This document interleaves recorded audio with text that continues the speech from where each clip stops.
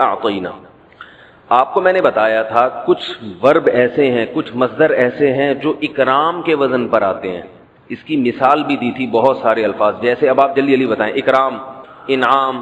میں آپ لوگ سے اسے پوچھتا ہوں تاکہ یاد ہو جائیں آپ کو. انعام اور اقرار اور الزام، انکار. صحیح ہے نا؟ اسی میں ایک آتا ہے اعطاء.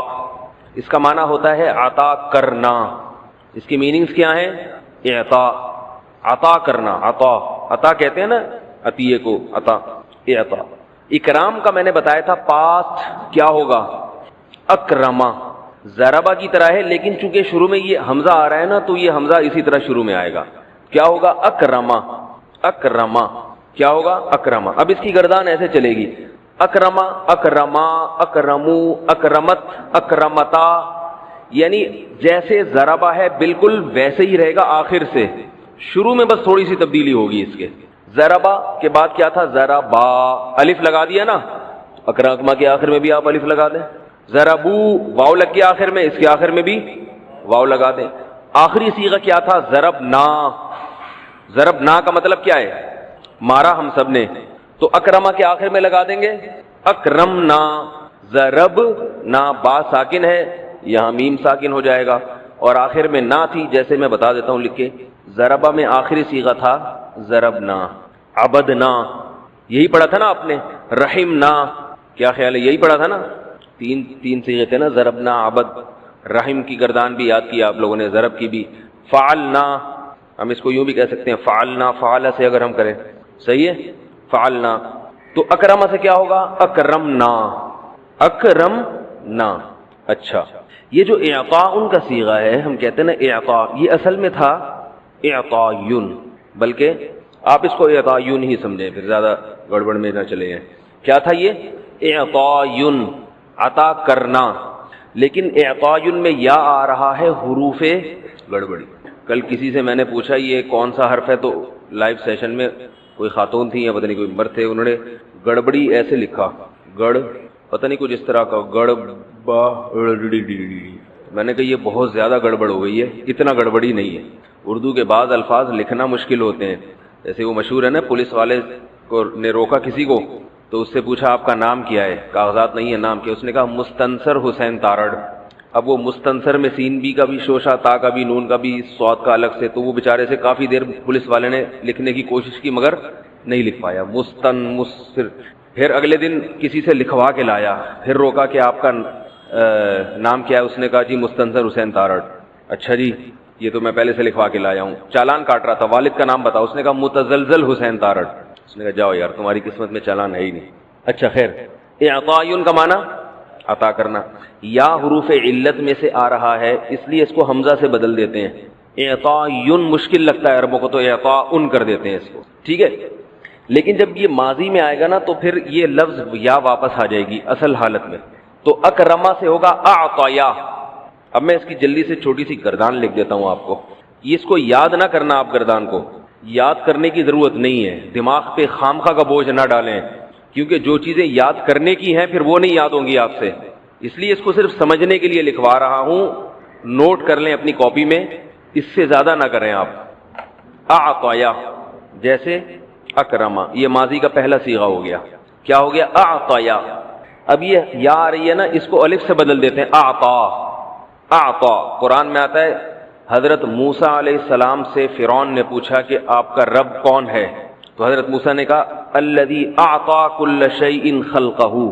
وہ رب ہے اعطا، جس نے عطا کیا، کل شیء ہر چیز کو، خلقہ اس کی تخلیق، یعنی ہر چیز کو جو جس سانچے میں ڈھلی ہوئی ہے نا یہ اس نے دی ہے. ثم پھر اس نے کیا کیا؟ ہدا. یہ بھی اصل میں ہدایا تھا ضربہ کی طرح. پھر اس نے اس کو سیدھے راستے پہ چلا دیا، یعنی ہر چیز کو اس کی فطرت پہ ڈھالا اور پھر اس کی نیچر پہ چلا دیا. اعطایا، اعطا. ٹھیک ہے، اب جب یہ جائے گا، میں اس کی گردان لکھ دیتا ہوں آپ لوگ کو. اعطایا، اعطاو، اصل میں تھا اعطیو، اکرمو کی طرح. پھر یہ حروف گڑبڑی نے آتاؤ بنا دیا اس کو. اعطیو مشکل تھا، انہوں نے آتاؤ کر دیا، تو اس کو پڑھتے ہیں اعطاؤ. یہ الف لکھا جاتا ہے، پڑھا نہیں جاتا. اعطا، اعطیا، اعطاؤ. اعطیت سے بن جاتا ہے اعطت. یہ اصل میں تھا اعطیت، اکرمت، لیکن وہی حروف گڑبڑی غائب ہو گیا. اعطت، اعطیتا اعطیتا، عطا کیا ان دو عورتوں نے. جی یا کو الف سے بدلیں گے پہلے والے میں. صحیح کہہ رہے ہیں. اصل میں یہ لکھا ایسے جاتا ہے لیکن یوں کھڑا زبر کے ساتھ لکھا جاتا ہے. یہ یا لکھی جاتی ہے تاکہ پتہ چلے کہ یہ اصل میں یا تھی یہاں پہ. آتا آتیا آتو آتت اعطیتا اعطینا، عطا کیا ان سب عورتوں نے. اعطیتا اعطیتما، کچھ آپ لوگ بھی بول دیا کریں اپنے منہ سے، خوشی ہوگی. اعطیتم اعطیتی اعطیتما اعطیتن. ٹھیک ہے، دو صیغے رہ گئے، جہاں جگہ رہ گئی یہاں لکھ رہا ہوں. اعطیتو اعطینا، یہ لاسٹ ہے 13 اور 14واں صیغہ یہ ذرا بھائی اس کو ہیلو، اس کو تھوڑا سا یہ گردان کو فوکس کرے. ٹھیک ہے، آ گیا سمجھ میں؟ صحیح ہے. اب دیکھیں یہ کیا کون سا صیغہ ہے آخری؟ اعطینا، عطا کیا ہم نے. ٹھیک ہے نا. اس کو پھر جس نے اتارنا ہو تو وہ اس میں دیکھ کے اتار لے. کس میں دیکھ کے اتار لے؟ ویڈیو لیکچر میں دیکھ کے اتار لیں. یہ بھی بتانا پڑتا ہے. ویڈیو لیکچر میں پاز کا بٹن دبا کے روک لیں پھر اتار لیں. اس سے زیادہ کیا وضاحت کی جا سکتی ہے بھائی. انا، بے شک ہم نے، اعطینا، عطا کیا ہم نے، کا آپ، عطا کیا ہم نے آپ کو. کا مطلب تو پتہ ہے نا، الکوثر. کیا عطا کیا ہم نے آپ کو؟ کوثر عطا کی. بے شک عطا کی ہم نے آپ کو کوثر. فا کا معنی تو یا پھر. صلی، صلی کیا ہے؟ آپ کو میں نے ایک مصدر بتایا تھا تسبیح. میں نے کہا تھا اس وزن پر بہت سارے ورب آتے ہیں، جیسے تسبیح، نمبر 2 تعلیم، ترقیم، تکبیر اور ترتیب، اور بولیں تنقید، کسی پہ تقلید، کسی کی تقلید کرنا، تعبیر، تعبیر بتانا. بتایا تھا نا میں نے. اس کے بارے میں نے یہ بھی بتایا تھا جو مصدر اس وزن پر ہوگا اس کا ماضی تسبیح ہے نا تو سبحا، یہ اس کا ضربہ ہے. جیسے اکرما میں تھوڑی چینجنگ تھی نا، اکرما تھا ضربہ، تو یہ ان کا ضربہ کیا ہوگا؟ اس کا فعلہ کیا ہوگا؟ سبحا. اور اس کا یفعلو ہوگا یسبحو. اس کا یفعلو کیا ہوگا؟ یسبحو. یہ پچھلے سبق میں آپ کو بتا چکا ہوں. یسبحو، سوری پیش، یسبحو. سبحا تسبیح کی اس ایک نے ماضی میں، یسبحو تسبیح کرتا ہے. اچھا دیکھیں یہاں تا سین با یا ہا، اگر یہ ہا کے بجائے حروف گڑبڑی میں سے کوئی لفظ یہاں آ جائے تو یہ مصدر کی شکل بھی بگڑ جاتی ہے. صحیح ہے. جیسے یہ تسبیح ہے، اگر یہ ہوتا تصلیب، صاد لام اور واو، صلات. صلات میں کون کون سا لفظ آتا ہے؟ صاد لام اور واو، یہ حروف اصلیہ ہیں لفظ صلات کے. صلات، اس کے حروف اصلی ہیں صاد لام اور واو، یہ تا زائد ہے. تو صاد لام اور واو یہ جب اس شکل میں آتا ہے تو کیا بن جائے گا؟ تصلیبن. کیا بنے گا؟ تصلیبن، تسبیحن کی طرح. کیا بن جائے گا؟ تصلیبن. ایک بات سمجھ میں آ گئی؟ اچھا یہ جو ہے تصلیبن، اب یہاں حروف گڑبڑی نے بہت ساری گڑبڑیں بچھا دی ہیں. بعض دفعہ حروف گڑبڑی سے ایک گڑبڑ کرتا ہے، بعض دفعہ بہت ساری چیزیں لے آتا ہے. یہ گڑبڑ ہو کے بن جاتا ہے تسلیہ، تسلیتن. یعنی ہے یہ تسبیحن سے ملتا جلتا لیکن بنتا کیا ہے؟ تسلیتن. اس میں تا بھی اضافی لگا دیتے ہیں، واو کو یا سے بدل دیتے ہیں، اور تسلیبن کو پڑھتے کیا ہیں؟ تسلیتن. اب اس سے ملتے جلتے اردو میں بھی الفاظ ہیں، جیسے تصفیہ. بھائی تصفیہ ہونا چاہیے، کہتے ہیں کہ نہیں کہتے؟ تصفیہ، تصفیہ یہ اصل میں کیا تھا؟ تصفیون، تسبیحن کی طرح، لیکن آخر میں حرف علت آ رہا ہے نا تو تسبیحن کو تسبیحتن بنا دیا اس نے. سمجھ رہے ہیں؟ تصفیہ ہونا چاہیے. اور ایک اور چیز ہے بھائی تصفیہ. ایک ہے تصفیہ، فا سے، تصفیہ صفائیہ کو کہتے ہیں، اور ایک ہے تسویہ، برابری کرنا. اور آپ بتائیں اس سے ملتے کچھ آپ بھی تو بتایا کریں اردو میں کوئی استعمال ہوتا ہو. تسمیہ، تسمیتن، سوری زیادہ ہی تے ہو گئی. تسمیتن، تسمیہ بسم اللہ پڑھنے کو کہتے ہیں تسمیہ. اصل میں تھا تسمیون. صحیح ہے نا؟ اصل میں کیا تھا؟ تسمیون. یہ بات ہو گئی کلیئر؟ سمجھ میں آئی؟ ٹھیک ہے. نہیں آئی تو اتنا گھبرانے کی بات نہیں ہے. جب بھی کوئی چیز سمجھ میں نہ آیا کریں تو ٹینشن ختم کرنے کا ایک فارمولہ ہے میرے پاس. میں طلبہ کو بتاتے رہتا ہوں جب سبق پڑھاتا ہوں جامعہ میں، تو ان کے بعد بتاتا ہوں کہ جو چیز سمجھ میں نہیں آ رہی تو یہ سوچ لیا کریں زندگی میں بہت ساری چیزیں ایسی ہیں جو ہماری سمجھ میں نہیں آئیں، تو ان میں ایک اور یہ بھی ڈال لو. تو جیسے اتنی ساری چیزیں سمجھ میں نہیں آئیں اس سے کوئی ٹینشن نہیں ہوتی، کوئی برین ہیمریج نہیں ہوا، دماغ خراب نہیں ہوا، ایک اور صحیح اس میں شامل کر لو. ساری چیزیں دنیا میں کوئی بھی نہیں ہے جو سمجھ کے جائے. کچھ چیزیں قبر میں سمجھائی جاتی ہیں جا کے. کچھ قیامت کے دن سمجھائی جائیں گی، جو رہ جائیں گی وہ پھر جنت میں سمجھ میں آ جائیں گی انشاءاللہ۔ تو اب یہ سمجھ میں آ گیا صلاۃ کا جو لفظ ہے نا، صلاۃ، اس کا معنی یہ صلاۃ نماز کو کہتے ہیں۔ اس کا جو مصدر استعمال ہوتا ہے نا، یعنی مصدر ہونا چاہیے، وہ باب تفعیل ہے، تفعیل۔ اب آپ یہ دیکھیں تسبیح کا ماضی کیا تھا؟ سبح، اور مضارع کیا ہے؟ ابھی تو بتایا ہے یسبح۔ تو صلاۃ سے ماضی کیا ہوگا؟ بولیں یار، بڑی خوشی ہو جائے گی اگر آپ خود بول دیں۔ صلوا، پھر بن جائے گا صلا، اصل میں ہوگا صلوا، نماز پڑھی اسے شخص نے گزرے ہوئے زمانے میں، اور مضارع ہوگا یصلیو، نماز پڑھتا ہے یا پڑھے گا وہ ایک شخص گزرے ہوئے آئندہ آنے والے زمانے میں، ٹھیک ہے۔ اب یہ لیکچر سنیں انشاءاللہ، پھر بہت اچھی طرح سمجھ میں آئے گا آپ کے، یہ زبر پہلے سے موجود ہے۔ ہم نے کرتے کیا ہے کہ میں نے بتایا تھا کہ آخر میں کوئی جزم دینا ہے نا ہم نے، اب یہاں جزم پہلے سے ہے تو ہم اس کو غائب کر دیں گے، جیسے پہلے بھی ایک دفعہ ہم نے کیا تھا غائب۔ کہاں کیا تھا؟ اہدی، آپ لوگوں نے تو قسم اٹھائی بھی، ہم نے خود اپنے منہ سے کچھ پچھلا میں سے بتانا نہیں ہے۔ اہدی کیا تھا نا ہم نے، تو یہاں صلی میں کیا کر دیں گے؟ صلی، یہ سب مٹا دیتا ہوں، یہ بن گیا صلی کا معنی نماز پڑھو، اور اس کا معنی درود پڑھو بھی ہے۔ اب صلو علی الحبیب تک ہم نے پہنچنا ہے، اگرچہ ہمارے سبق کا حصہ نہیں ہے، لیکن اب صلو علی الحبیب آ گیا ہے تو ہم پہنچیں گے انشاءاللہ وہاں تک۔ صلی صحیح ہے نا، تثنیہ دو کا صیغہ کیا آئے گا؟ صلی، صلی یا، تو صلی تھا نا، تو صلی یعنی، تو صلی یعنی تھا، تو آخر سے نون ہٹا دیں، شروع سے تا ہٹا دیں، صلیہ، تثنیہ کا صیغہ بن جائے گا صلیہ، درود پڑھو تم دونوں مرد، اور جمع کا بن جائے گا صلیو، صلیو، درود پڑھو تم سب یا نماز پڑھو تم سب۔ اب یہ صلیو میں جو حروف گڑبڑی نے گڑبڑ کر کے اس کو صلو بنا دیا۔ عرب صلیو کو شارٹ میں کیا پڑھتے ہیں؟ صلو، اسی سے نکلا ہے صلو علی الحبیب، اگرچہ ان کو پتہ نہیں ہے کیسے نکلا، اتنے پڑھے لکھے ہوتے تو پھر یہ بدعتیں نہیں کرتے، لیکن بہرحال یہ صلو کا مطلب سمجھ میں آ گیا۔ صلیو میں منہ کو دو دفعہ گھمانا پڑ رہا ہے نا، تو حروف گڑبڑی نے یہاں دو گڑبڑے کر دیا کہ وہ کیا کرتی کہ انہوں نے یہ یا کو بھی حذف کر دیا اور یہ جو پیش تھا ادھر لگا دیا۔ صلیو کو پڑھتے کیا ہے شارٹ میں؟ صلو۔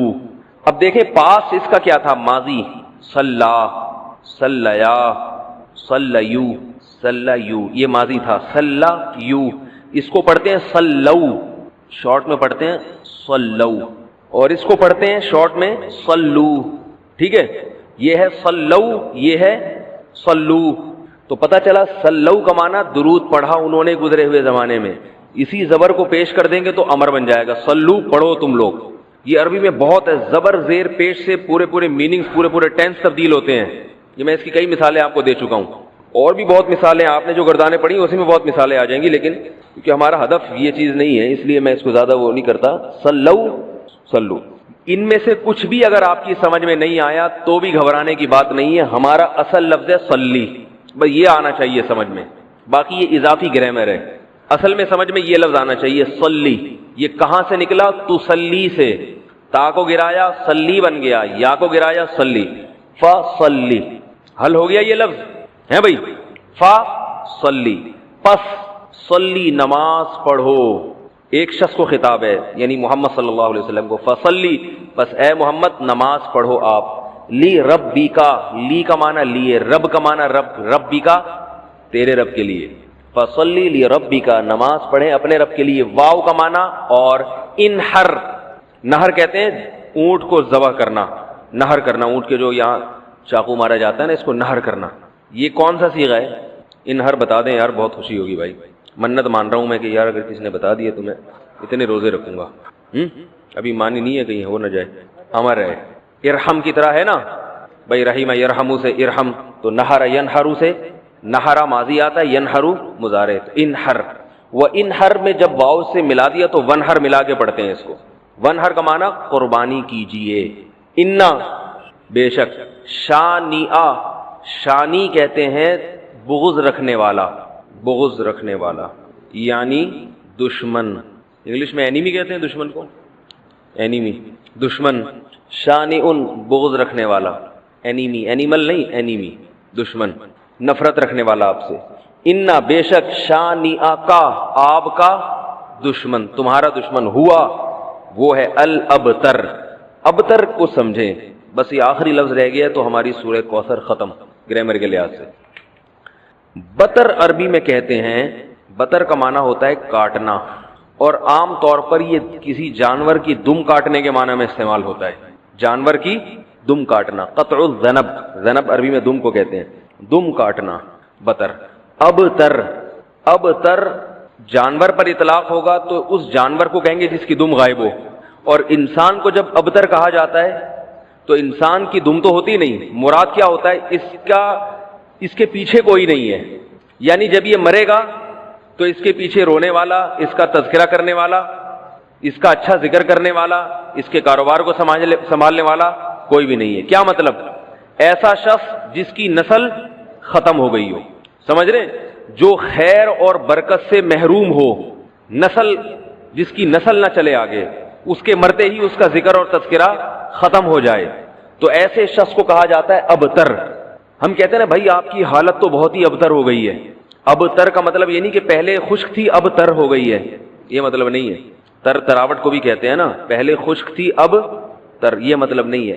ابتر کا معنی بدترین، ناقص، ناقص کو بھی کہتے ہیں، جیسے جانور جس کی دم کٹ گئی ہو تو وہ ناقص جانور کہلاتا ہے کہ نہیں کہلاتا، تو ناقص کو بھی کہتے ہیں۔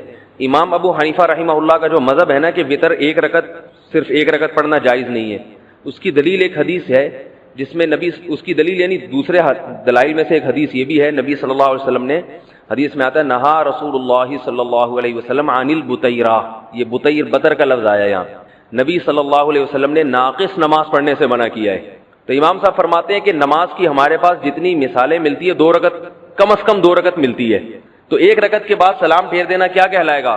آدھی نماز، جس کی تکمیل نہ ہو، تو وہ بھی اس حدیث سے بھی استدلال کرتے ہیں۔ اس کے علاوہ بھی دلائل ہیں، جوابات وہ موضوع نہیں ہے، تو میں صرف یہ ابتر کا لفظ سمجھانے کے لیے آپ کو بتا رہا ہوں۔ سمجھ میں آ رہی ہے بات؟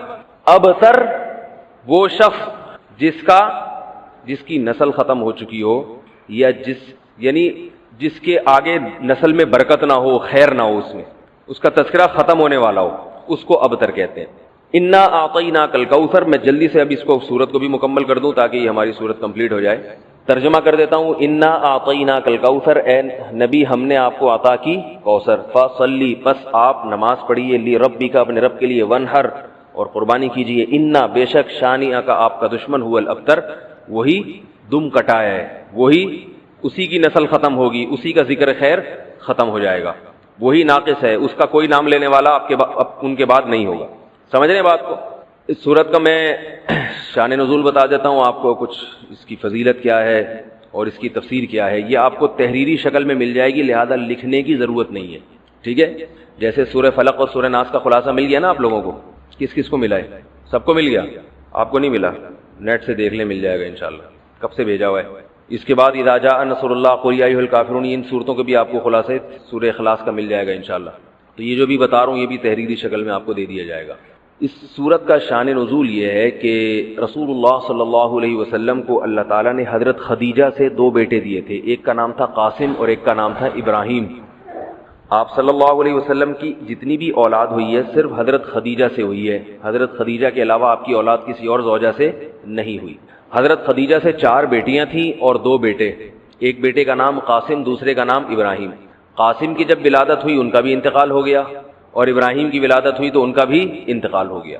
عرب میں نرینہ اولاد کی بڑی اہمیت تھی، کیونکہ انسان کا نسب اس کی نرینہ اولاد سے چلتا ہے، بیٹیوں سے نہیں چلتا۔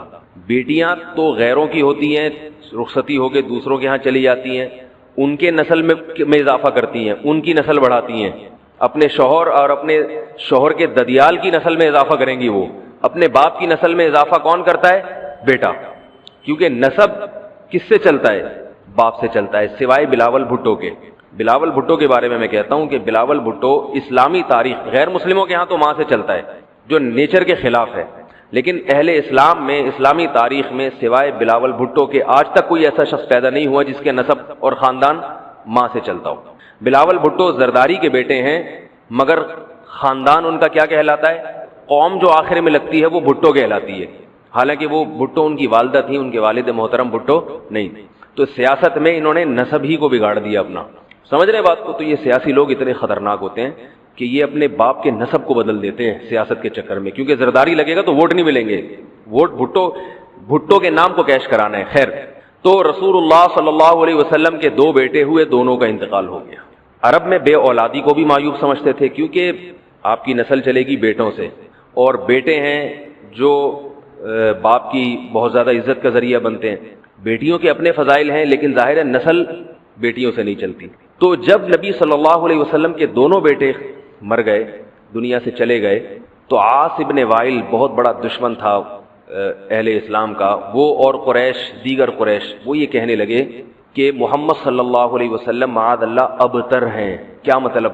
ان کی نسل ختم، اور ان کا نام لینے والا ان کے بعد دنیا میں کوئی نہیں ہوگا، کیونکہ بیٹے ہی نہیں ہیں، تو یاد کون رکھے گا؟ اولاد ہی نہیں ہے، باپ دادا کے نام کون لے گا؟ اولاد تو ہے ہی نہیں، بیٹیاں ہیں۔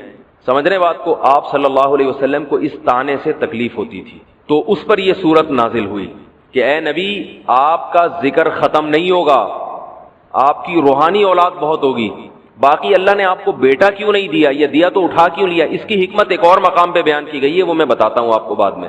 لیکن بتایا گیا کہ اے نبی، آپ کا ذکر ختم نہیں ہوگا، بلکہ یہ جو کہہ رہے ہیں نا کہ آپ کو خیر نہیں ملی، ابتر اسے کہتے ہیں جس کے نسل میں یا جس کو، کیونکہ جس کی اولاد نہیں ہے نا، اس کو یہ سمجھا جاتا ہے، اور حقیقت بھی ایسے ہی ہے کہ بہت بڑی خیر سے محروم ہو گیا، وہ بڑھاپے میں خدمت کے لیے نہیں ہے، کاروبار سنبھالنے کے لیے کوئی نہیں ہے، دین کے مشن کو آگے لینے کے لیے، چلانے کے لیے نہیں ہوگا، اور تذکرہ نسل میں نہیں ہو سکے گا، تو یہ ساری بھلائیوں سے انسان محروم ہو جاتا ہے۔ تو نبی کو تسلی دی گئی، انا اعطینا الکوثر، اے نبی ہم نے آپ کو خیر کوثر کہتے ہیں خیر کثیر کو، بہت زیادہ بھلائیاں ہم نے آپ کو عطا کر دی ہیں۔ کوثر سے نہر کوثر تو ہے، لیکن کوثر کا جو لغوی مطلب ہے، ڈکشنری میں جو مطلب ہے وہ کیا ہے؟ اصل میں حوض کوثر کو نہیں کہتے، بلکہ کسے کہتے ہیں؟ خیر کثیر۔ اے نبی ہم نے آپ کو خیر کثیر عطا کی ہے، جس میں کیا ہے؟ نبوت، عزت، آپ کا قیامت تک تذکرہ ہوتا رہے گا، یہ ساری چیزیں ہم نے آپ کو عطا کر دی ہیں، لہذا ان کے طعنوں سے پریشان ہونے کی ضرورت نہیں ہے۔ ان کے نرینہ اولاد ہوگی تو بھی ان کا تذکرہ نہیں ہوگا، اور آپ کے نرینہ اولاد نہ ہو کے بھی آپ کی روحانی اولاد قیامت تک باقی رہے گی، اور آپ کا تذکرہ بہت زیادہ ہوتا رہے گا۔ یہ خیر کثیر ہم نے آپ کو عطا کی ہے۔ پھر اسی خیر کثیر میں سے ایک خیر حوض کوثر بھی ہے، جس کا نام کوثر اس لیے رکھا گیا کہ وہ ایک پانی کی نہر ہے جو نبی صلی اللہ علیہ وسلم کو قیامت کے دن دی جائے گی، اور آپ صلی اللہ علیہ وسلم خود بھی اس سے پئیں گے اور اپنے امتیوں کو بھی اس سے پلائیں گے۔ اس پانی میں بھی اللہ نے خیر کثیر رکھی ہے۔ وہ خیر کثیر کیا ہے وہ ابھی انشاءاللہ میں بتاؤں گا۔ تو اس کا مصداق یعنی یہ آیت منطبق ہوتی ہے حوض کوثر پر بھی، ٹھیک ہے؟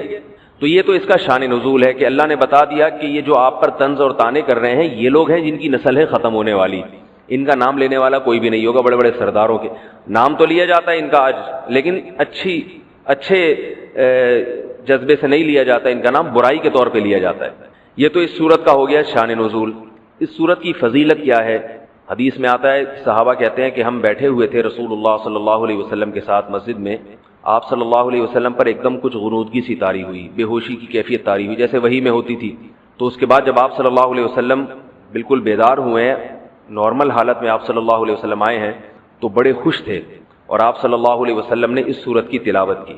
اللہ کے نبی پر جب وحی آتی تھی نا، تو جیسے ہی آپ صلی اللہ علیہ وسلم ہوش کی حالت میں آتے تھے تو فوراً ان آیتوں کی تلاوت شروع کر دیا کرتے تھے تاکہ میں بھول نہ جاؤں۔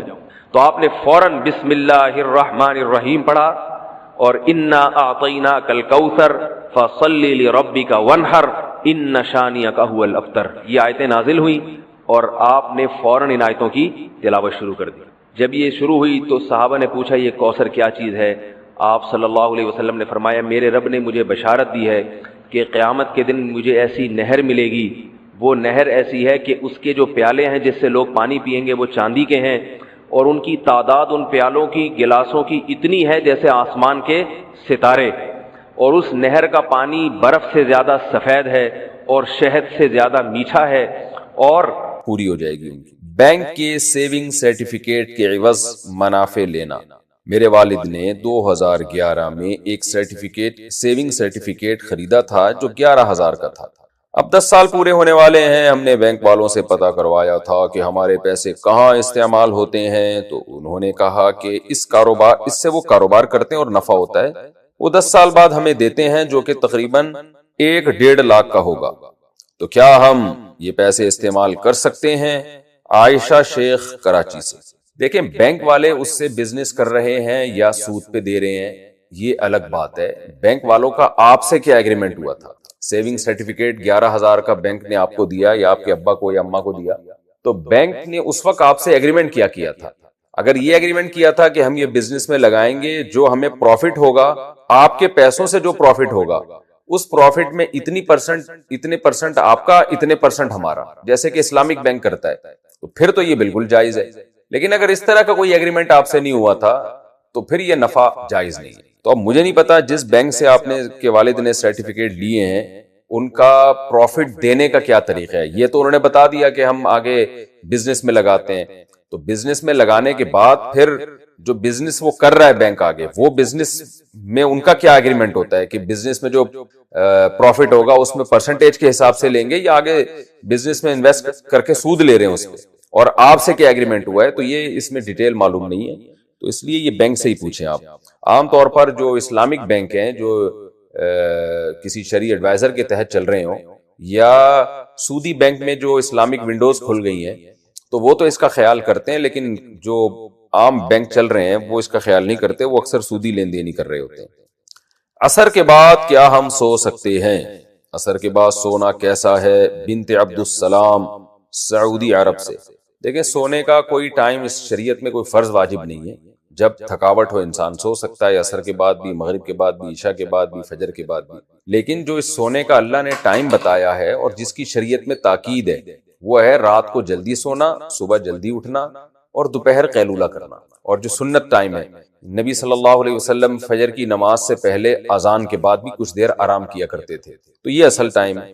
اور فجر کی نماز کے بعد بہت سے اسلاف سے سونے کی ممانعت منقول ہے، یعنی کوئی اچھا وقت نہیں ہے سونے کا، یہ تو ناپسندیدہ ہے فجر کے بعد سونا۔ اسی طرح عصر کے بعد سونے کو بھی ناپسند کیا گیا ہے، تو ناپسند تو ہم کہیں گے لیکن ناجائز حرام نہیں ہے، کیونکہ یہ ٹائم تو ایسا ہوتا ہے، اس میں انسان ٹھنڈا وقت ہوتا ہے، کام کاج کا وقت ہوتا ہے، اس میں آپ سو گئے تو یہ تو بے برکتی ہوگی۔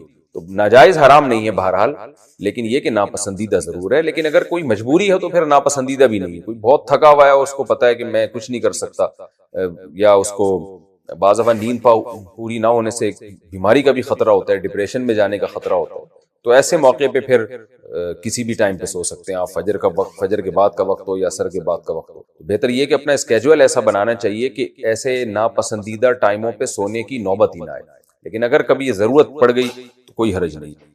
شوہر کے کہنے پر بال ڈائی کروانا۔ میری عمر تقریباً 55 سال ہے، میرے بال سفید ہو گئے ہیں، بال ڈائی نہیں کرواتی کیونکہ مجھے یہ اچھا نہیں لگتا۔ میرے شوہر اور میری والدہ کہتی ہیں کہ بالوں پر رنگ کرواؤ، تو اگر میں نہ کرواؤں تو کیا مجھے گناہ ہوگا؟ اور اگر میں ان کے کہنے پر بال ڈائی کروا لوں تو کیا یہ ان کو گناہ ہوگا؟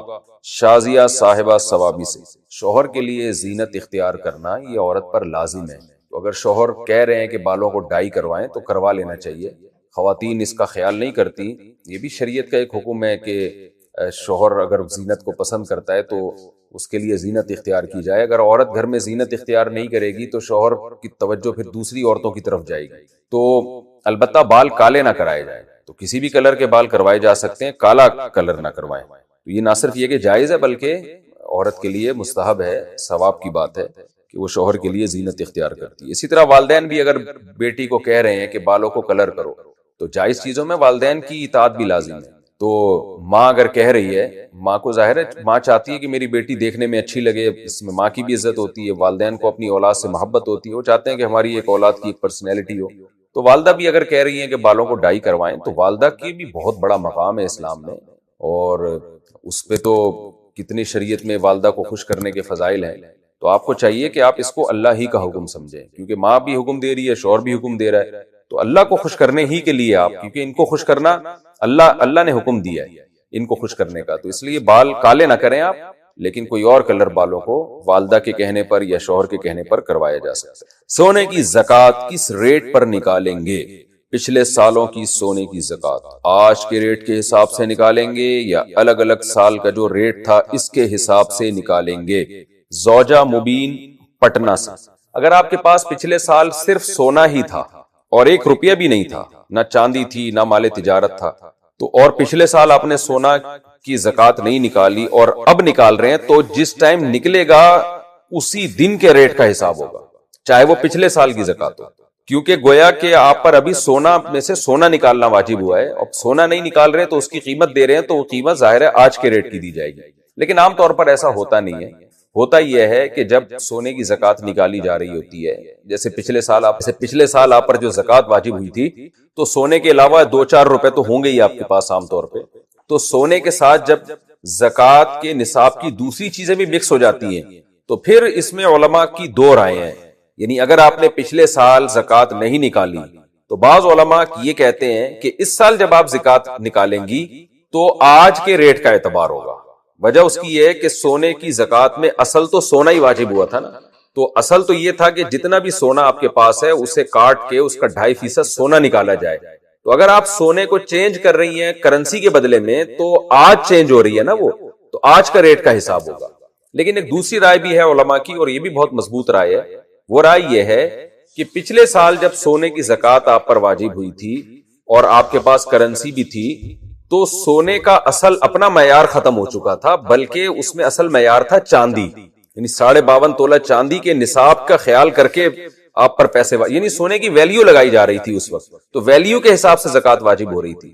تو جس دن زکات پچھلے سال واجب ہوئی تھی، تو چونکہ سونے کی ویلیو پر زکات واجب ہوئی تھی، اس لیے اس دن کی ویلیو آج لگائی جائے گی، یعنی اس دن ویلیو کیا تھی۔ تو دونوں قول ہیں، پہلے قول میں احتیاط زیادہ ہے اور دوسرے قول جو دلیل کے لحاظ سے راجح، یہ دوسرا قول ہے۔ تو دوسرا قول جو دلیل کے لحاظ سے راجح ہے، اس کا حاصل یہی ہے کہ آج آپ سونے کی زکات اگر نکال رہی ہیں تو 1 سال لیٹ اگر نکال رہی ہیں یا 6 مہینے بعد نکال رہی ہیں، تو ریٹ اسی دن کے دیکھے جائیں گے کہ اس وقت سونے کے ریٹ کیا تھے، بشرطے کہ سونے کے ساتھ دوسری چیزیں بھی اس وقت آپ کے پاس موجود ہوں۔ سونا بیٹی کے نام کر دیا تو زکات کس پر ہوگی؟ میری 2 بیٹیاں ہیں اور میں نے ان دونوں کے نام زیورات تقسیم کر دیے ہیں، کیا اس تقسیم کیے ہوئے زیور کی زکات مجھے نکالنی ہوگی یا نہیں؟ زوجہ مبین پٹنہ سے۔ اگر یہ بیٹیاں نابالغ ہیں اور آپ نے ان کے نام کرنے کا مطلب یہ بتا دیا کہ بھئی آج سے میری بیٹیوں کا ہے، تو پھر نابالغ بچے کے مال پہ زکات واجب نہیں ہوتی، اور اگر یہ بیٹیاں بالغ ہیں تو صرف اتنا کہہ دینے سے کہ یہ میری بیٹیوں کا ہے، یہ بیٹیوں کا نہیں ہوگا، ان کو ہینڈ اوور کرنا پڑے گا، ایک دفعہ ان کے قبضے میں دیں، پھر بے شک واپس لے کے امانت کے طور پہ رکھ لیں۔ تو ایسی صورت میں جب بیٹیوں کو دیا جائے گا تو پھر آپ پر نہیں، البتہ بیٹیوں پر پھر اس کی زکات واجب ہوگی، تو وہ ان کی پرمیشن سے آپ نکالیں یا بیٹیاں خود نکالیں، یہ آپ ان کا مسئلہ ہے۔ لیکن اگر نابالغ بچیاں ہیں تو ان کی ملکیت میں دینے سے پھر زکات ساقط ہو جاتی ہے، کیونکہ نابالغ زکات دینے کا مکلف نہیں ہے، عبادت کا مکلف نہیں، عبادت کے واجب ہونے کا۔ 2 نمبری سے جاب حاصل کی ہو تو کمائی کا حکم۔ اگر کسی نے غلط طریقے سے ٹیسٹ پاس کر کے جاب حاصل کی ہو، لیکن اب وہ جاب پابندی اور دیانتداری سے ادا کرتا ہو، تو اس جاب کی انکم اس کے لیے حلال ہوگی یا نہیں؟ محمد اظہر فاروق کرک سے۔ جی اگر وہ دیانتداری سے اب جاب کر رہا ہے اور جو کام اس کے ذمہ لگایا جاتا ہے اس میں خیانت نہیں کرتا تو اس کے لیے ارننگ حلال ہے۔ البتہ 2 نمبری طریقے سے جاب حاصل کرنا، غلط طرح سے ٹیسٹ پاس کرنا، یہ عمل بہرحال ناجائز ہے، دھوکے میں آتا ہے، لیکن اس سے جو جاب ملے گی، جاب اس پہ نہیں، جاب میں جو آپ کو تنخواہ ملتی ہے وہ ٹیسٹ پاس کرنے کی نہیں ملتی، بلکہ تنخواہ ملتی ہے آپ کو جو کام آپ کے ذمہ لگایا ہے وہ کام آپ کر رہے ہیں تو اس کی تنخواہ ملتی ہے۔ تو کام اگر آپ دیانتداری سے کر رہے ہیں، اس کے صحیح طریقے سے کر کے دے رہے ہیں ان کو کام، تو وہ تنخواہ آپ کے لیے بہرحال حرام نہیں۔ شوہر اپنے پیسوں سے بیوی کی زکات دے سکتا ہے۔ شوہر اور بیوی کا مال اگر مشترک ہو اور شوہر اپنی کمائی سے ساری زکات دے رہا ہو، یعنی بیوی کے زیورات کی زکات بھی شوہر ہی دے رہا ہو، تو کیا اس طرح سے زکات ادا ہو جائے گی یا بیوی کو اپنی زکات خود دینی ہوگی؟ محمد گلزار یو پی سے۔ جی بیوی کی زکات شوہر خود بھی دے سکتا ہے، لیکن اس کو بتانا ضروری ہے۔ بتائے بغیر اگر زکات دے دی پھر بیوی کو بعد میں جا کے بتایا تو پھر زکات ادا نہیں ہوگی، چاہے وہ بعد میں راضی بھی ہو جائے۔ تو دینے سے پہلے بتایا جائے، بے شک ایک دفعہ بتا دیں اس کو کہ بھئی جب بھی تم پر زکات واجب ہوگی تو میں ہوں تمہارا میاں، میں زکات ادا کروں گا، تم مجھے پرمیشن دے دو۔ وہ زبان سے کہہ دے اجازت ہے، یا خاموش رہنا بھی اجازت ہی میں آتا ہے، کون منع کرے گا اس میں؟ تو اس کو بہرحال اطلاع دینا ضروری ہے، پھر آپ زکات ادا کریں۔ اللہ کرے کہ سارے میاں اتنے اچھے ہو جائیں جیسے محمد گلزار بھائی ہیں، اور عورتوں کو چاہیے اپنے شوہروں کا شکر ادا کریں، کتنی مالی ذمہ داریاں شوہر ادا کر رہے ہوتے ہیں، زکوٰۃ بھی خود ہی نکال رہے ہوتے ہیں، کھلا پلا بھی رہے ہوتے ہیں، گیس بجلی کا بل بھی دے رہے ہوتے ہیں، مکان کا کرایہ بھی دے رہے ہوتے ہیں، بچوں کی فیسیں بھی دے رہے ہوتے ہیں. تو جو مسلمان مرد ہے وہ بہت زیادہ، جو شریف آدمیوں کی بات کر رہا ہوں، جو اس وقت میرا بیان سن رہے ہیں ان کی بات کر رہا ہوں، وہ بہت زیادہ حقوق ادا کرتے ہیں. اور ہماری خواتین پھر بھی ویسٹرن کلچر کو پسند کرتی ہیں. تو ویسٹرن کلچر میں جا کے دیکھیں، انگریز تو مکان کا کرایہ نہیں دیتا، وہ زکوٰۃ کیا ادا کرے گا بیوی کی طرف سے؟ جو مالی عبادتیں ہیں وہ کہاں سے دے گا؟ وہ برگر خود اپنے پیسوں سے کھا رہے ہوتے ہیں، بیوی اپنے پیسوں سے، چائے اپنے پیسوں سے بنا کے پی رہا ہے، بیوی اپنے پیسوں سے چائے بنا کے پی رہی ہے، بچوں کو آدھا میاں پال رہا ہے آدھا بیوی پال رہی ہے، اور بہت دفعہ تو اکیلی بیوی ہی پال رہی ہوتی ہے. تو اس لیے ہماری خواتین کو اپنے یہ جو پاکستانی اور انڈین اور مسلمان میاں ہیں، ان میاؤں کی قدر کرنی چاہیے، جو اس ٹائپ کے میاں ہیں جن کا میں ابھی، جو میرا بیان اس وقت سن رہے ہیں، جس ٹائپ کے میاؤں نے یہ سوال کیا ہے، ان کی بات کرو. باقی ظاہر اچھے برے ہر جگہ ہوتے ہیں. سونا قرض دے کر زیادہ پیسے وصول کرنا. اگر لوگ پیسے کی جگہ سونا قرض دیں اور واپسی میں اس کی قیمت سے زیادہ وصول کریں تو کیا یہ بھی سود شمار ہوگا یا نہیں؟ عرفات حسین، جیکب آباد سے. قرض کی ڈیفینیشن ہی یہی ہے کہ جو چیز دی جائے گی واپسی اسی میں ہوگی، یعنی اصل وہ چیز ہی واجب ہوگی. آپ نے کسی کو 1 تولہ سونا قرض دیا تو اب آپ یہ شرط نہیں پہلے سے لگا سکتے کہ میں واپسی جو ہے پیسوں کی شکل میں لوں گا، یہ جائز نہیں ہے. آپ نے 1 تولہ سونا قرض دیا تو اب کیا ہوگا، 1 سال 2 سال 6 مہینے کے بعد وہ 1 تولہ سونا ہی واپس کرے گا. ہاں، جب وہ سونا واپس کرنے لگے اس وقت پھر آپ آپس کی انڈرسٹینڈنگ سے یہ کہہ سکتے ہیں کہ بھائی سونے کا کے بجائے سونے کا جو مارکیٹ ریٹ چل رہا ہے وہ مجھے دے دو، یہ جائز ہو جائے گا، یعنی ریٹ میں پیسے دے دو. تو اس وقت اس میں چینجنگ کی جا سکتی ہے مارکیٹ ویلیو کے حساب سے، لیکن پہلے سے یہ جائز نہیں ہے کہ آپ اس کو کہیں کہ واپسی میں پیسوں کی شکل میں لوں گا، کیونکہ یہ تو پھر خرید و فروخت کے احکام اس پر جاری ہوں گے. تو یہاں جو ہے نا، یہ ضرورت سونا قرض دینے کی اس وقت آتی ہے کہ کرنسی ڈی ویلیو ہوتی ہے. میں تو لوگوں سے کہتا ہوں کہ جب لمبے عرصے کے لیے قرض دو تو سونے میں دیا کرو. تو اس کا فائدہ یہ ہے کہ اگر وہ قیمت بڑھ گئی سونے کی تو آپ زیادہ پیسے لیں گے، قیمت گھٹ گئی تو کم پیسے لیں گے. تو جب قرض سونے میں دیا ہے تو سونا ہی واپس لینا پڑے گا، لیکن لیتے وقت پھر آپ اس کو چینج کر سکتے ہیں کہ بھائی ٹھیک ہے، اتنے میں نے 1 تولہ سونا دیا تھا تو اب واپسی کا ٹائم آ گیا ہے، تو اب آپ ایسا کریں 1 تولہ سونا کی بجائے آپ چاہیں تو 1 تولہ سونا کی جو ریٹ چل رہے ہیں مارکیٹ میں وہ دے دیں. تو سامنے والے کو اختیار ہے، وہ کہتے نہیں جی میں تو سونا ہی دوں گا، تو پھر سونا لے لیں. اگر وہ کہتے چلو ٹھیک ہے میں اس کی قیمت دے دیتا ہوں تو بھی ٹھیک ہے. کریڈٹ کارڈ کے جواز کی شرائط. اگر ہم کریڈٹ کارڈ کی قسطیں باقاعدگی سے ادا کرتے رہیں تو کیا کریڈٹ کارڈ کا استعمال جائز ہوگا؟ طاہر محمد، لاہور سے. دیکھیں، کریڈٹ کارڈ میں 2 خرابیاں ہیں. ایک خرابی تو یہی ہے کہ سود دینا پڑتا ہے اس میں آپ، لیکن یہ تو اس کا تو آپ بچت ہو جائے گی آپ کی کہ اگر آپ ٹائم پہ پیمنٹ ادا کر دیں اور سود لگنے سے پہلے ہی پیمنٹ دے دیں تو سود سے تو بچت ہو جائے گی. لیکن ایک دوسری خرابی یہی ہے کہ کریڈٹ کارڈ جب آپ لیتے ہیں تو یہ ایگریمنٹ آپ کا ہوتا ہے کہ اگر میں نے ٹائم پہ پیسے ادا نہیں کیے تو میں سود دوں گا. یہ ایگریمنٹ بھی حرام اور ناجائز ہے، یعنی ایگریمنٹ تو آپ نے کر لیا نا، سودی ایگریمنٹ. تو اس لیے کریڈٹ کارڈ کے استعمال کو علماء ناجائز کہتے ہیں، چاہے آپ ٹائم پہ پیمنٹ کر بھی دیں، کیونکہ اس میں سودی ایگریمنٹ بہرحال ہو گیا.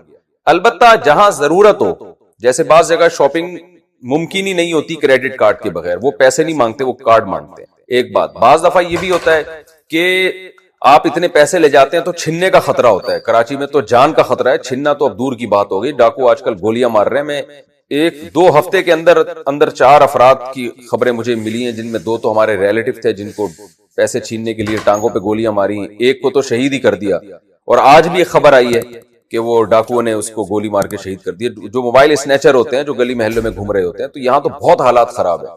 تو اگر کوئی ایسی مجبوری میں کیش رقم اٹھاتے ہوئے ڈرتا ہے کہ بھئی ڈاکو چھین کے لے جائیں گے، تو مجبوری میں بھی کریڈٹ کارڈ کا استعمال جائز ہوگا. تو یعنی 2 مجبوریاں ہو گئیں. ایک تو یہ کہ وہاں شاپنگ بعض جگہوں پہ کریڈٹ کارڈ کے بغیر ممکن ہی نہیں ہے، وہاں بھی جائز ہے. بعض دفعہ یہ ہوتا ہے کہ اتنی پیسے اٹھا کے لے جانا آپ کے لیے خطرے سے خالی نہیں ہوتا، تو ایسے موقع پہ بھی کریڈٹ کارڈ کا استعمال آپ کے لیے جائز ہوگا. لیکن اس میں پھر یہ وہ والی شرط کہ سود لگنے سے پہلے آپ بہرحال پیمنٹ کریں گے، وہ اس کی رعایت پھر بھی آپ کے لیے ضروری. کیا مرد سرخ رنگ کا لباس پہن سکتے ہیں؟ کیا نبی صلی اللہ علیہ وسلم نے سرخ کلر کا کپڑا بھی پہنا ہے؟ عبداللہ منگھم سے. سرخ دھاریوں والے کپڑے آپ صلی اللہ علیہ وسلم نے پہنے، البتہ سرخ رنگ مکمل جو سرخ کلر ہوتا ہے اس کو نبی صلی اللہ علیہ وسلم نے ناپسند کیا ہے. تو مرد کے لیے ناپسندیدہ ہے، مکروہ ہے، جو بالکل گہرا سرخ کلر ہوتا ہے نا جو خواتین پہنتی ہیں، تو ایسا مکمل سرخ کپڑا پہننا کراہت سے خالی نہیں ہے، مکروہ ناپسندیدہ ہے۔ بیوی اگر ناراض رہتی ہو تو شوہر کیا کرے؟ میری بیوی زیادہ تر ناراض رہتی ہے اور ناراضی کی کوئی وجہ بھی نہیں ہوتی۔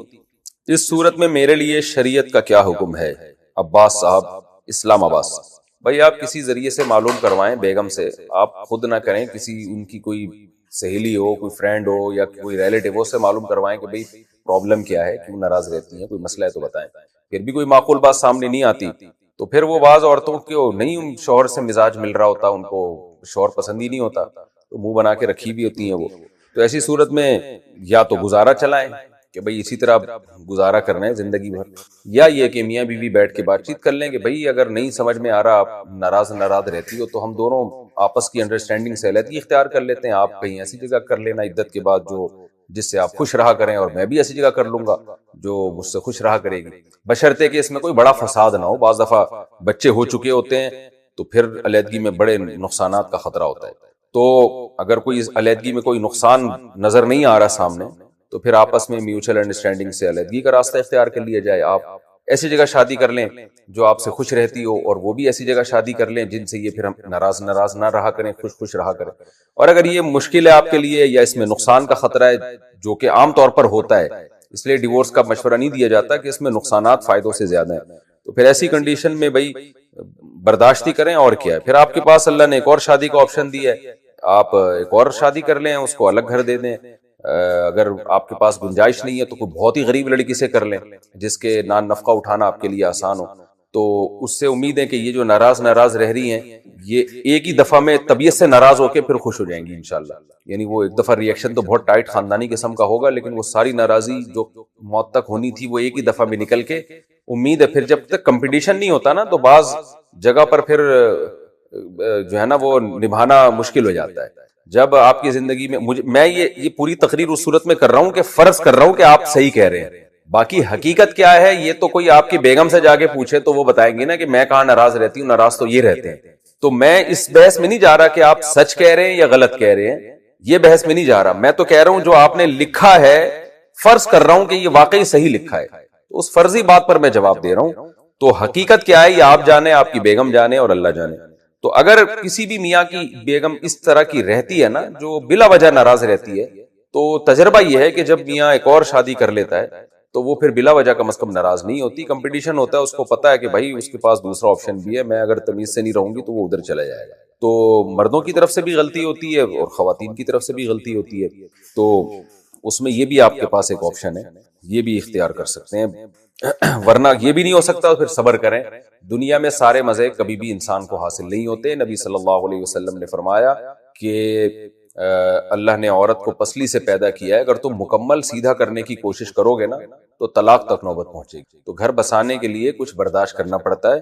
دوسرا آپ یہ بھی دیکھیں کہ اس میں ایک عیب ہے کہ یہ ناراض سی رہتی ہے، ہو سکتا ہے بہت ساری خوبیاں بھی ہوں، تو ان خوبیوں کو دیکھیں، جیسے کہ قرآن نے کہا عسیٰ ان تکرہوا شیئا وَيَجْعَلَ اللَّهُ فِيهِ خَيْرًا كَثِيرًا۔ خاص طور پر اللہ نے زوجہ کے بارے میں کہا کہ اگر تم اسے ناپسند کرتے ہو تو عین ممکن ہے اس میں ایک چیز کو تم ناپسند کرو لیکن کچھ اور ایسی خوبیاں بھی ہوں جو تمہیں دوسری عورت میں نہ ملے۔ یہ سوچ کے بھی انسان کو صبر کرنا چاہیے۔ بیوی سے کہا تم شادی کر لو، کیا ان الفاظ سے طلاق واقع ہو جائے گی؟ کچھ دن پہلے میرے شوہر نے مجھے کہا کہ تم شادی کر لو، کئی مرتبہ یہ کہا، کیا اس سے کوئی طلاق واقع ہوگی یا نہیں؟ تمنا صاحبہ بنگلہ دیش سے۔ اگر شوہر نے طلاق کی نیت سے یہ الفاظ کہے ہیں تو پھر ایک طلاق رجعی واقع ہوگی جس میں شوہر کو رجوع کا حق حاصل ہوگا، کیونکہ پھر شوہر کا مطلب گویا یہ ہوگا کہ تم شادی کر لو لِأَنِّي قَدْ طَلَّقْتُكِ، اس لیے کہ میں تمہیں طلاق دے چکا ہوں۔ تو یہ الفاظ یعنی میں تمہیں طلاق دے چکا ہوں یہاں مقدر ہیں۔ جیسے کہ اگر کوئی شخص بیوی سے کہہ دے تم عدت گزارنا شروع کرو، تو مطلب یہ ہے کہ میں گویا تمہیں طلاق دے چکا ہوں اس لیے تم عدت گزارنا شروع کرو۔ تو اگر شوہر نے طلاق کی نیت سے یہ الفاظ کہے ہیں کہ میں ان الفاظ سے گویا تمہیں طلاق دے رہا ہوں، تو پھر تو طلاق واقع ہو جائے گی، ایک ہوگی رجعی ہوگی۔ لیکن اگر شوہر کی نیت طلاق کی نہیں ہے بلکہ ویسے ہی کہہ رہے جیسے بعض آدمیوں کی عادت ہوتی ہے، ابے بھائی تو کہیں اور شادی کر لے جب تمہیں میں پسند نہیں آ رہا، تو کہیں اور بعض عورتیں کر رہی ہوتی ہیں نا اپنے شوہر کے سامنے کسی دوسرے مرد کی تعریف کی، وہ وسیم دیکھو کتنا اچھا اپنی بیوی کا خیال کرتا ہے، ایسے آئس کریم بھی لا کے دیتا ہے اور کام بھی نہیں لیتا، اور وہ 12 بجے تک اس کی بیوی دوپہر سوتی پڑی رہتی ہے، اسے کچھ نہیں کہتا، تو شوہر جل بھن کے کہتے ہیں پھر تو وسیم سے ہی کر لے شادی. تو اس طرح کے اگر کوئی الفاظ ہیں تو پھر یعنی اس نیت سے ہیں تو پھر طلاق واقع نہیں ہوگی. تو عام طور پہ تو طلاق کی نیت سے یہ الفاظ نہیں کہے جاتے. ہمارے ہاں طلاق جب دی جاتی ہے تو یا تو طلاق کا لفظ ہوتا ہے، یا تم مجھ پر حرام ہو، یا میری طرف سے تم بالکل فارغ ہو، اس طرح کے الفاظ استعمال ہوتے ہیں. یہ الفاظ ہوتے نہیں، لہذا خام ہمیں وہم نہ کریں. لیکن اگر شوہر کہتا ہے کہ بھئی میری طلاق کی نیت تھی کہ میں طلاق دے رہا ہوں تمہیں، اس لیے تم شادی کر لو، تو پھر طلاق رجعی واقع ہوگی. والدین سے بات چیت پر طلاق معلق کرنا. میرے شوہر نے کچھ وقت پہلے غصے میں مجھے کہا تھا کہ اگر تم نے اپنے والدین سے بات کی یا ان سے سلام بھی کیا تو تمہیں طلاق ہو جائے گی، اور کچھ دنوں بعد زبردستی مجھے میکے بھی چھوڑ دیا. چنانچہ میری والدین سے بات ہو گئی، تو اب کیا ہمارا نکاح باقی ہے یا نہیں؟ اس کا حل بھی بتا دیں. دیکھیں، یہ جو طلاق کو جب کسی شرط کے ساتھ مشروط کیا جاتا ہے، معلق کیا جاتا ہے، تو دو طرح سے ہوتا ہے، اس کو خوب سمجھیں. بعض دفعہ ایسے ہوتا ہے کہ بیوی جیسے گھر سے نکل رہی ہے شاپنگ کے لیے، مرد کا مقصد ہوتا ہے اس وقت اسے روکنا، ہمیشہ کے لیے روکنا مقصد نہیں ہوتا. وہ جا رہی ہے، یہ روک رہا ہے ابھی نہ جاؤ، وہ جا رہی ہے، یہ روک رہا ہے ابھی نہ جاؤ، یا ماں باپ کے گھر جا رہی ہے لڑکے، شوہر اس وقت جانے سے روک رہا ہوتا ہے کہ ابھی نہ جاؤ. اس وقت ان کے درمیان پھڈا ہوتا ہے، لیکن اور شوہر یہ کہتا ہے اگر تم گھر سے نکلی تو تمہیں طلاق ہے، یا اگر تم ماں باپ کے گھر گئی تو تمہیں طلاق ہے. تو مطلب یہ نہیں ہوتا زندگی میں کبھی بھی گئی، مطلب یہ ابھی اگر نہیں گئی. تو ابھی کا لفظ زبان سے تو مرد ادا نہیں کرتا، لیکن حالات سے، سیاق و سباق سے پتہ چل رہا ہوتا ہے کہ اس کا مقصد ہے ابھی روکنا. تو ایسی صورت میں اگر اس وقت چلی گئی تو طلاق ہو جائے گی، اس وقت نہیں گئی، بعد میں گئی تو پھر طلاق واقع نہیں ہوگی. اس کو یمین فور کہتے ہیں فقہ کی اصطلاح میں، کہ الفاظ تو ایسے نہیں ہیں کہ جس سے یہ پتہ چل رہا ہو کہ یہ اس خاص وقت کے لیے، لیکن سیاق و سباق سے پتہ چل رہا ہوتا ہے کہ یہ ابھی کے لیے روک رہا ہے، ہمیشہ کے لیے نہیں روک رہا. تو اب اگر آپ کے شوہر نے آپ اس وقت والدہ کو فون کرنا چاہ رہی تھی، والدہ سے بات کرنا چاہ رہی تھی، والدہ کو سلام کرنا چاہ رہی تھی اس وقت، اور مرد آپ کو روک رہا تھا کہ ابھی نہ کرو، تو اس نے ابھی کے الفاظ استعمال تو نہیں کیے، لیکن اس کی نیت یہی تھی کہ ابھی نہ کرو، اور سیاق و سباق سے بھی پتہ چل رہا تھا. تو اگر اس وقت آپ نے والدین سے بات نہیں کی یا اس وقت فون کر کے سلام نہیں کیا تو پھر بعد میں کرنے سے طلاق واقع نہیں ہوگی. لیکن آپ کے سوال سے مجھے ایسا لگ رہا ہے کہ یہ اس وقت کے ساتھ خاص نہیں ہے. مرد کا مقصد آپ کو ماں باپ سے سلام کرنے سے اور کلام کرنے سے روکنا تھا، بظاہر جو سوال سے لگ رہا ہے، تو اس میں کوئی یمین فور والا کیس نہیں ہے. یعنی مرد کا مقصد جو مجھے سوال سے لگ رہا ہے وہ یہی لگ رہا ہے کہ اس کا مقصد ہمیشہ کے لیے روکنا تھا. اب جیسے کہ میں الفاظ دوبارہ ریپیٹ کرتا ہوں، میرے شوہر نے کچھ وقت پہلے غصے میں مجھے کہا تھا کہ اگر تم نے اپنے والدین سے بات کی یا ان سے سلام بھی کیا تو میری طرف سے تمہیں طلاق ہو جائے گی. تو مجھے ایسا ہی لگ رہا ہے کہ یہ اس وقت کے ساتھ خاص نہیں تھا، اس وقت کوئی خاص پھڈا نہیں چل رہا تھا جس میں اس وقت روکنا مقصد ہو. یہ میں اس لیے تفصیل بتا رہا ہوں کہ اپنی کنڈیشن آپ کسی قریب میں جو مفتی ہے بنگلہ دیش میں، بڑے بڑے علماء ہیں، ابھی حضرت مفتی عبدالسلام چاٹگامی رحمہ اللہ تعالیٰ کا انتقال ہوا، بہت بڑے عالم تھے، بنوری ٹاؤن میں ہوتے تھے لیکن تھے بنگلہ دیش. تو وہاں بڑے بڑے مفتیان کرام ہیں، اگر کوئی ایسی صورتحال ہے تو ان سے پراپر طریقے سے مل کے اپنی سچویشن بتائیں. لیکن جنرلی جو سوال ہے، جو آپ کا سوال ہے، جو نارملی اس سے یہی لگ رہا ہے کہ شوہر اس وقت نہیں بلکہ مستقل روکنا مقصد تھا. تو اگر شوہر نے یہ الفاظ کہے ہیں کہ تم نے اپنے والدین سے بات کی یا ان سے سلام بھی کیا تو تمہیں طلاق ہو جائے گی، تو اس کے بعد وہ زبردستی آپ کو میکے لے گئے یا آپ نے والدین سے بات کر لی، طلاق واقع ہو جائے گی. لیکن ایک طلاق رجعی ہوگی، شوہر کو یہ حق ہوگا کہ وہ رجوع کرے، کیونکہ شوہر نے ایک طلاق کے الفاظ استعمال کیے. لیکن شوہر کے لیے ایسی قسم اٹھانا طلاق کی حرام ناجائز ہے، کیونکہ آپ اپنی بیوی کو والدین سے ملنے سے، والدین سے بات چیت کرنے سے روک نہیں سکتے، یہ ناجائز ہے. شوہر گناہگار ہوگا ایسی قسم پہ. عدت کے دوران کورونا ویکسین لگانا. میری خالہ کے خاوند فوت ہو چکے ہیں، کیا وہ عدت کے دوران کورونا ویکسین لگوانے جا سکتی ہیں؟ محمد بابر علی، کوٹ ادو. دیکھیں، بیماری کا خطرہ ہو یا کوئی عملاً بیمار ہو تو پھر عدت کے دوران ضرورت کی وجہ سے عورت کے لیے گھر سے نکلنا جائز ہے. تو اصولی طور پر تو مسئلہ یہی ہے کہ عورت اگر بیمار ہو یا بیمار ہونے کا غالب گمان ہو اس کو کہ اگر میں نے یہ ویکسین نہیں لگوائی تو میں بیمار ہو جاؤں گی، تو دونوں صورتوں میں اس کے لیے مجبوری کی وجہ سے گھر سے نکلنا جائز ہے. پہلی کوشش تو یہ کہ ڈاکٹر گھر میں آئے، یہ بھی ممکن نہ ہو تو پھر گھر سے جا سکتی ہے۔ اب کرونا ویکسین کے لیے گھر سے نکلنا جائز ہے یا نہیں، تو اس کی ضرورت ان کو کتنی ہے، ان کو خطرہ کتنا ہے، تو یہ اپنے قریبی ڈاکٹر سے مشورہ لے۔ مفتی تو یہ بتا سکتا ہے کہ ضرورت کی وجہ سے عورت کے لیے عدت کے دوران گھر سے نکلنا جائز ہے، اور صحت بھی ایک ضرورت ہے، لیکن آپ کو ویکسین کی کتنی ضرورت ہے کتنی نہیں ہے، کتنا ویکسین نہ لگنے کی صورت میں آپ کو بیمار ہونے کا خطرہ ہے، یہ آپ کو مفتی صاحب نہیں بتائیں گے، یہ آپ کو ڈاکٹر بتائے گا۔ تو ڈاکٹر سے رابطہ کر لیا جائے، وہ اگر کہتا ہے کہ نہیں بھئی آپ کو خطرہ ہے کہ اگر آپ نے ویکسین نہیں لگائی تو آپ کو کورونا کا اٹیک ہو سکتا ہے، نقصان ہو سکتا ہے آپ کو، تو پھر ایسی کنڈیشن میں آپ کے لیے اول تو کوشش یہ کریں ویکسین والے کو گھر میں بلوا کے لگوائیں، اور اگر یہ ممکن نہ ہو تو پھر مجبوری میں آپ کے لیے ویکسین لگوانے کے لیے نکلنا جائز ہے۔ لیکن اگر ڈاکٹر کہتا ہے بھائی کوئی ایسی خطرے کی بات نہیں ہے، کوئی آپ کو کوئی ایسی بیماری نہیں ہے، کوئی ایسا نہیں ہے، آپ تھوڑا ڈیلے کر لیں، عدت کے بعد لگوا لیں، تو پھر عدت کے دوران نکلنا جائز نہیں ہوگا۔ زکوٰۃ کی نیت کا طریقہ کیا ہے؟ میرے ماموں زاد بہن نے مجھ سے کچھ پیسے ادھار مانگے، ان کے حالات ٹھیک نہیں تھے، تو میں نے سوچا کہ انہیں دینے کے بجائے زکوٰۃ کے پیسے دے دوں، لیکن جب میں انہیں پیسے دینے گئی تو اس وقت نیت نہیں کر پائی، بعد میں گھر آ کر دوبارہ نیت کر لی، کیا اس طرح میری زکوٰۃ ادا ہو گئی یا نہیں؟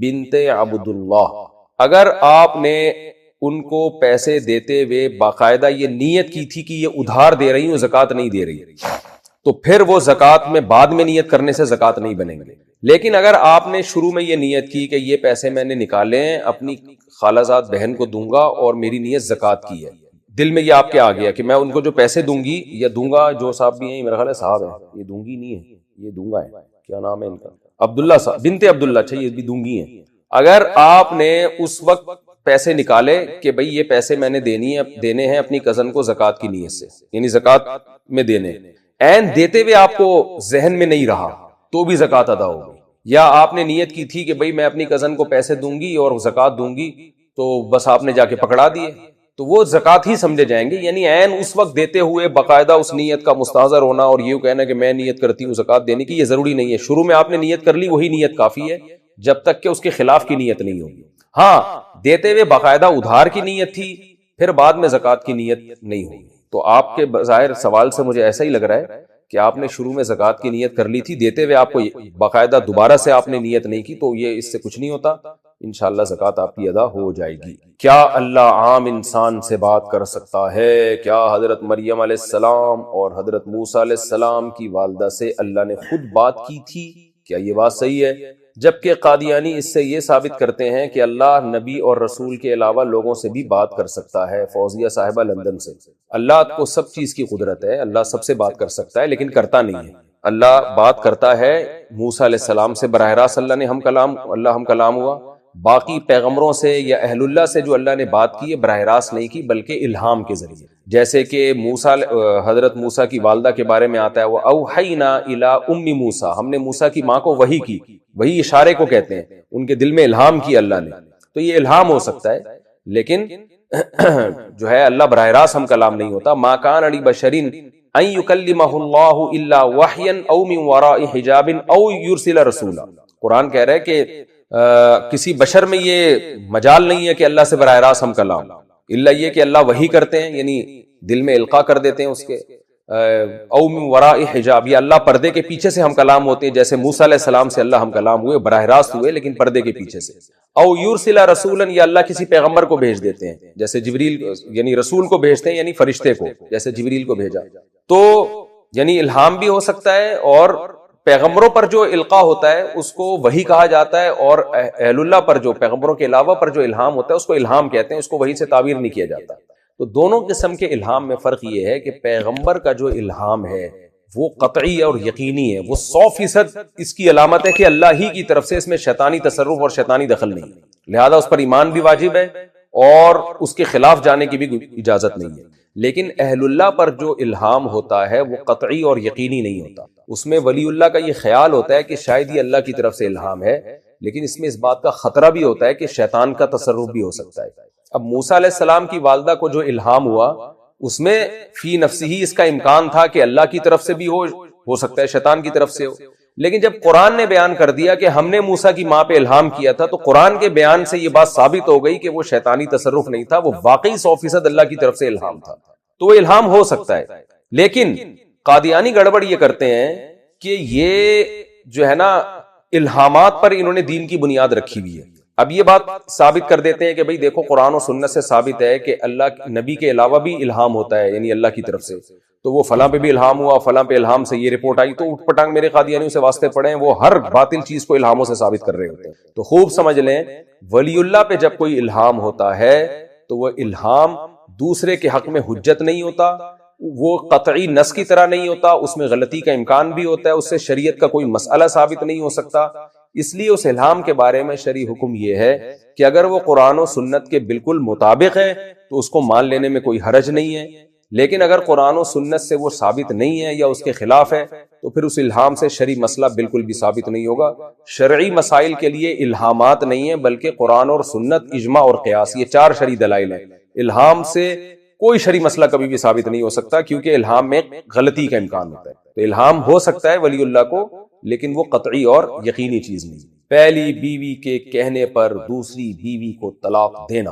میرے شوہر نے مجھ سے دوسری شادی کی تھی پہلی بیوی کو بتائے بغیر، اب 1.5 سال بعد پہلی بیوی کو پتہ چلا تو انہوں نے مجھے طلاق دے دی اپنے ماں باپ اور پہلی بیوی کے کہنے پر۔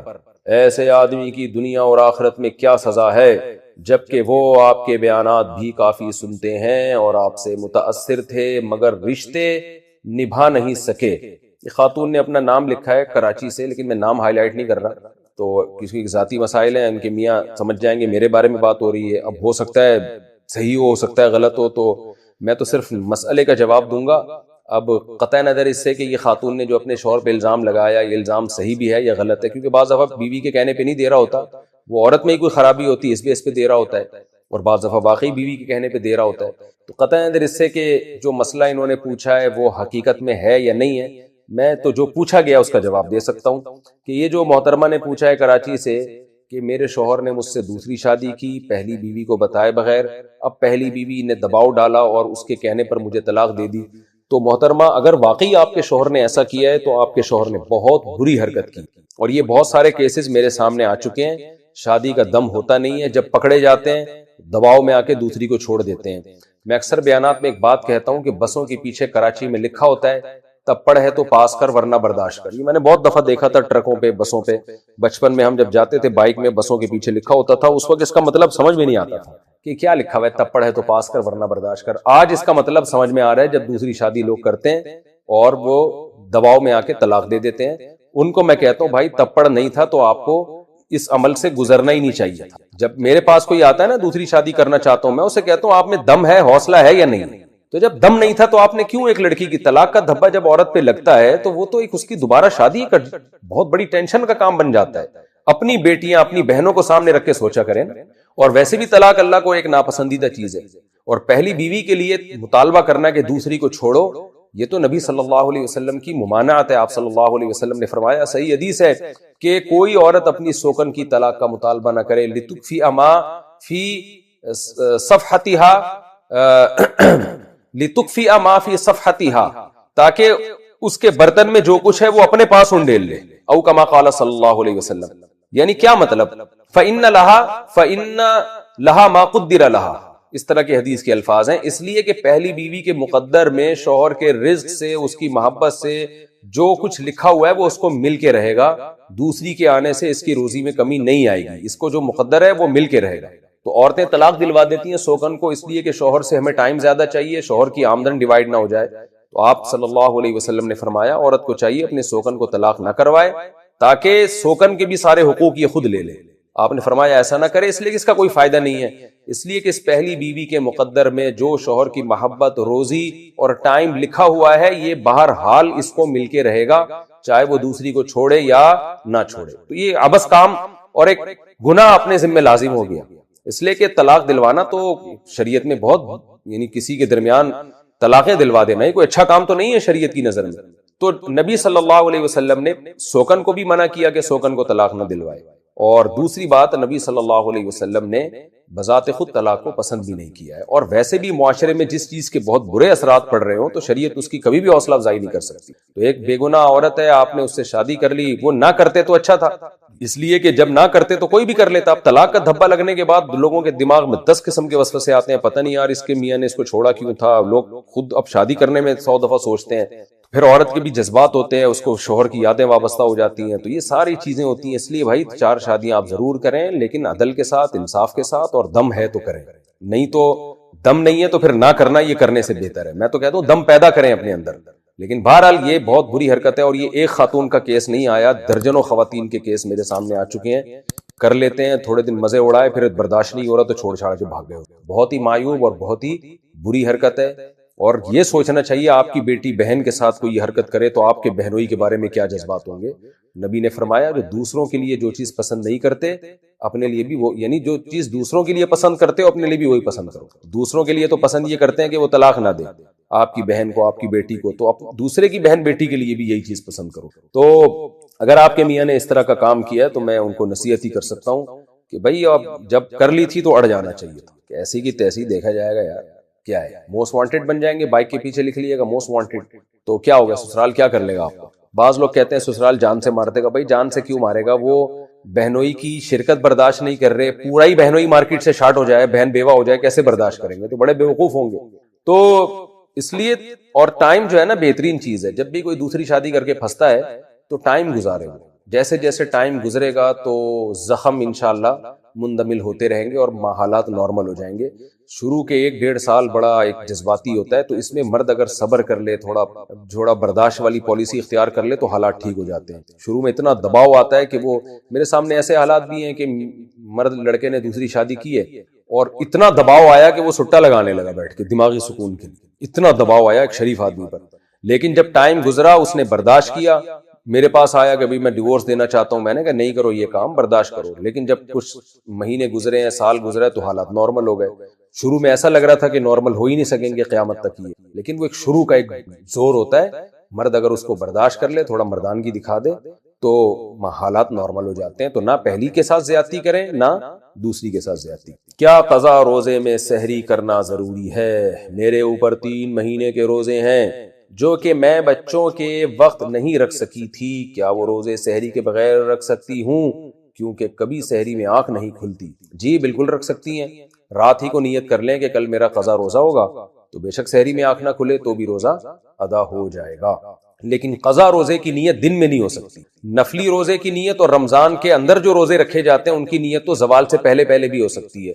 اگر سحری میں نہیں آنکھ کھلی تو آپ صبح 10 بجے نیت کر لیں، 11 بجے نیت کر لیں، لیکن جو قضا روزہ ہے پھر اس کی نیت رات ہی کو کرنی پڑے گی۔ اگر آپ کی سحری میں آنکھ نہیں کھلتی تو سونے سے پہلے نیت کر لیں کہ کل میرا روزہ ہے، پھر روزہ ہو جائے۔ موبائل میں بد نظری کیسے چھوڑیں؟ اگر کوئی موبائل استعمال کرنے سے ہر کچھ دن بعد آنکھوں کے زنا میں مبتلا ہو جاتا ہو، کیا اس کے لیے موبائل کا استعمال کرنا جائز ہوگا؟ یونس صاحب برما سے۔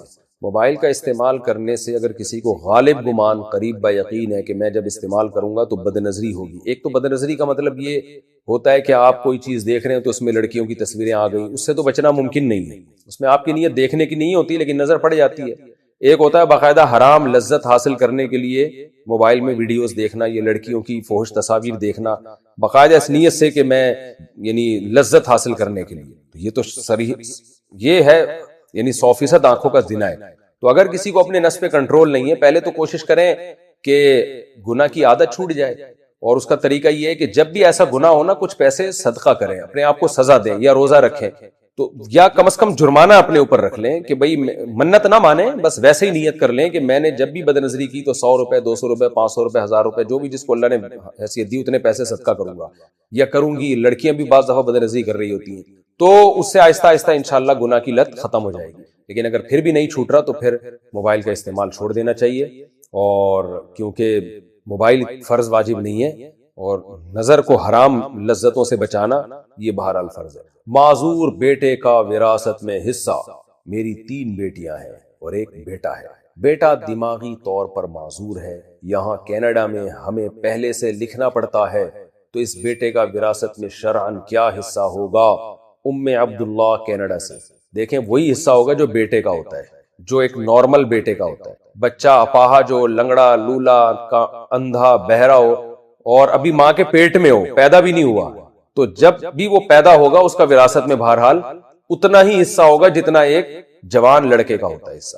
تو آپ کی 3 بیٹیاں اور 1 بیٹا ہے، تو جو اولاد کو جو وراثت ملے گی وہ 5 حصوں میں آپ نے ڈیوائیڈ کرنی ہے. 5 حصوں میں سے 3 حصے بیٹی کے، بیٹیوں کے 1 بیٹی کے، اور 2 حصے جو ہے وہ آپ کے بیٹے کے ہو جائیں گے. یعنی اولاد کو جو وراثت ملتی ہے اس میں سے تو 2 حصے بیٹے کے ہو جائیں گے. تو آپ کینیڈا میں پہلے سے لکھ دیں کہ بھائی میرے مرنے کے بعد میری وراثت میں سے اتنے % اس بیٹے کو دیے جائیں. اور پھر اس بیٹے کا، کیونکہ وہ بیچارہ دماغی طور پہ معذور ہے، تو کسی کو متولی بھی بنا دیں، وصی بنا دیں کہ بھائی اس کی دولت فلاں کے کنٹرول میں ہوگی جو اس پر خرچ کرے گا، کیونکہ بیٹا دماغی معذور ہے، اس کو ہاتھ میں پیسے آئیں گے وہ تو اڑا دے گا، یا لوگ اس سے کھا جائیں گے. تو کوئی بھی خاندان میں ایسا شخص ہو جس کے بارے میں 100% آپ کو اطمینان ہو، یقین ہو کہ بھئی یہ کھائے گا نہیں اس کے پیسے، تو اس کو آپ متولی بھی بنا دیں کہ بھئی یہ پیسے اس کو دیے جائیں اور وہ اس پر اس کی ضرورت کے حساب سے خرچ کرے، یا اس کے لیے کوئی پراپرٹی خرید لے.